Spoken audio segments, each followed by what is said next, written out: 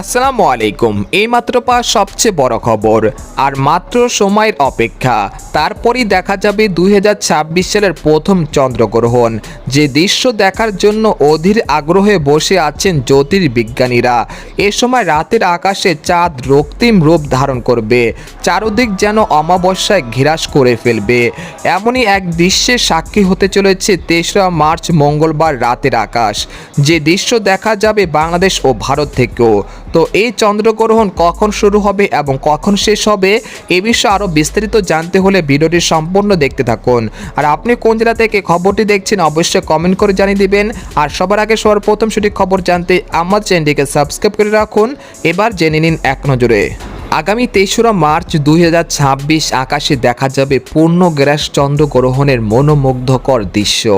জ্যোতির্বিজ্ঞানের এই বিশেষ ঘটনা সূর্য, পৃথিবী ও চাঁদ একই সরলরেখায় অবস্থান করবে এবং পৃথিবী, সূর্য ও চাঁদের মাঝখানে চলে আসায় চাঁদ সম্পূর্ণভাবে পৃথিবীর ছায়ায় ঢেকে যাবে। এমনই দৃশ্য দেখা যাবে বাংলাদেশ ও ভারত থেকেও। এদিকে জানা গেছে ভারতের সময় অনুসারে গ্রহণ শুরু হবে দুপুর 2টা 13 মিনিটে এবং শেষ হবে সন্ধ্যা 7টা 53 মিনিটে।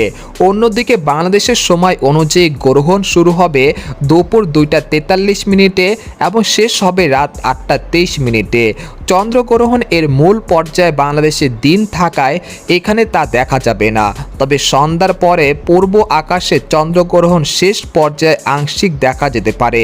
এদিকে পূর্ণগ্রাস পর্যায়ে চাঁদ লালচে আভা ধারণ করতে পারে, যা সাধারণতভাবে বেলাট মুন নামে পরিচিত।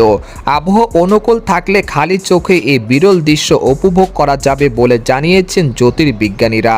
আকাশ পরিষ্কার থাকলে 23 মার্চ সন্ধ্যা পূর্ব আকাশে তাকালেই দেখা মিলতে পারে বছরের অন্যতম আকর্ষণীয় এই মহাজাগতিক ঘটনা। কোরআন ও হাদিসের আলোকে সূর্য গ্রহণ নিয়ে আমরা জানতে পেরেছি যে চন্দ্র ও সূর্য মহান আল্লাহ তাআলার নিদর্শন সমূহের মধ্যে দুইটি নিদর্শন, আর তাতে গ্রহণ লাগা আল্লাহ তাআলার হুকুমেই হয়ে থাকে। তাদের নিজস্ব কোনো শক্তি বা ক্ষমতা নেই। আল্লাহ তাআলার হুকুমের অধীনেই তাদের চলাচল এবং কার্যক্রম। তাতে গ্রহণ লাগলে মুমিন মুসলমানের করণীয় সম্পর্কে সুস্পষ্ট দিক নির্দেশনা দেওয়া হয়েছে।